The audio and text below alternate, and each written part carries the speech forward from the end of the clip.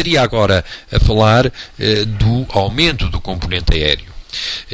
Uma vez que acabámos de falar essencialmente das causas de redução do componente aéreo. Quanto ao aumento do componente aéreo, podemos ter duas situações fundamentais. Ou causas reversíveis ou causas, pelo contrário, irreversíveis. As causas irreversíveis, e começando só por aí, por esses dois pontos, significam aquelas em que não é possível voltar atrás e que a situação se mantém ad aeternum. Portanto, são constituídas essencialmente pelo enfisema, pelo problema do enfisema pulmonar ou pelo problema clínico das bronquiectasias. Já as causas reversíveis são, como o próprio nome indica, portanto, limitadas no tempo e podem desaparecer uma vez que existe desaparecimento do seu mecanismo causal. E aí vamos ter uma encarceração aérea por um mecanismo, por exemplo, valvular.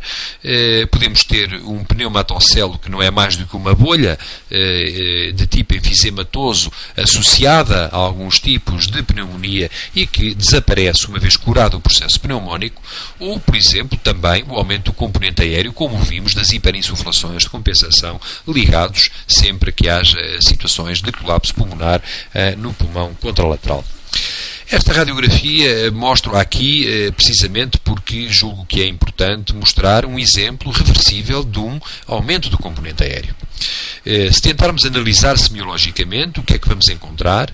Há um desvio do mediastino para o lado direito. Há um pulmão esquerdo que é mais radiotransparente que o pulmão direito.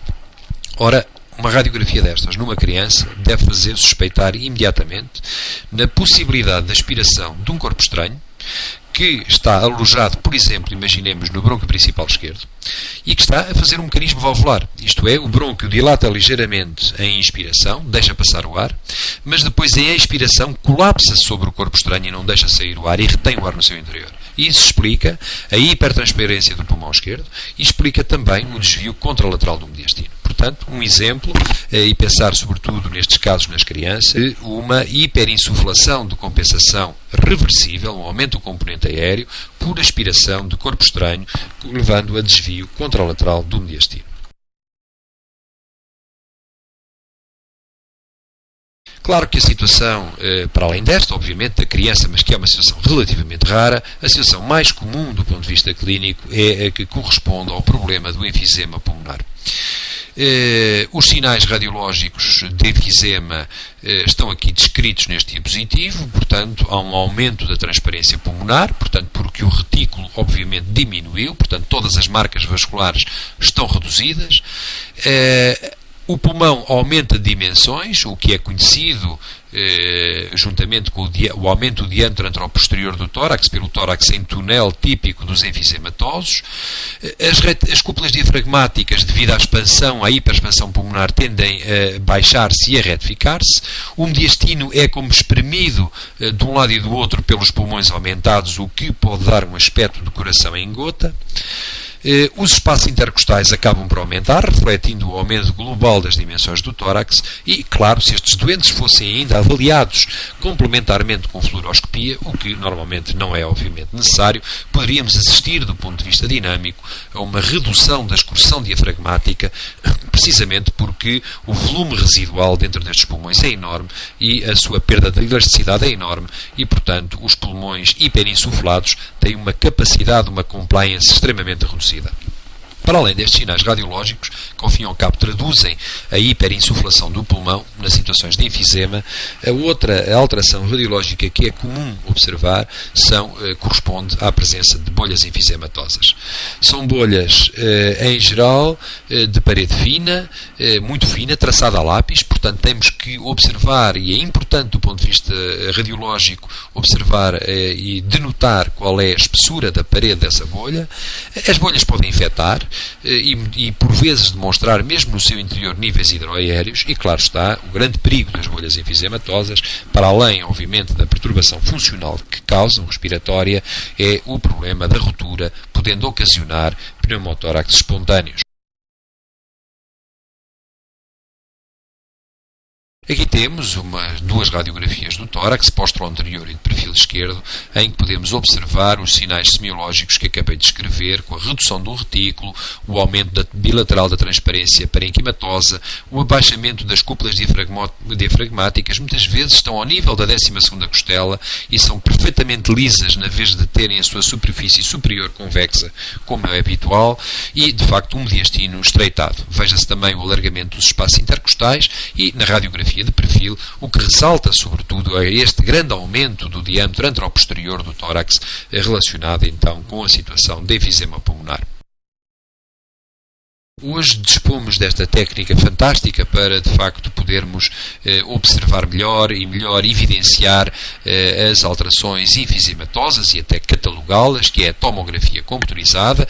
Os sinais semiológicos são um pouco os que acabei de descrever, constituídos por o aumento do volume pulmonar, o aumento da transparência radiológica, com uma clara redução das marcas vasculares, o que diminui, de facto, como se pode ver nestes exemplos, a quantidade de parênquima normal, digamos assim, existente, de retículo normal existente. Vemos também algumas imagens de bolhas enfisematosas constituídas.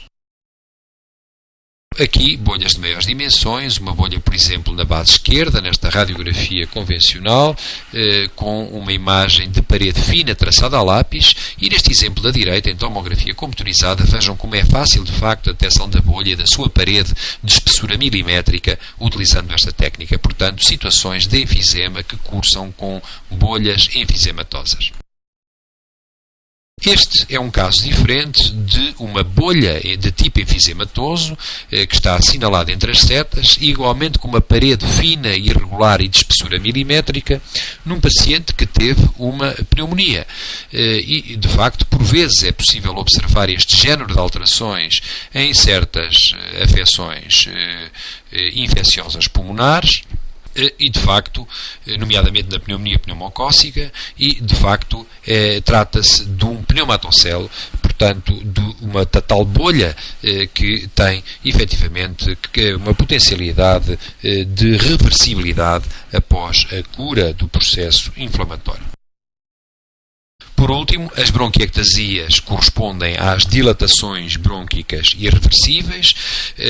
Quanto essencialmente à sua morfologia, podem classificar-se em tubulares ou cilíndricas, ou então maiores ainda, tipo saco, e então têm a designação de ectasias ou bronquiectasias saculares ou quísticas.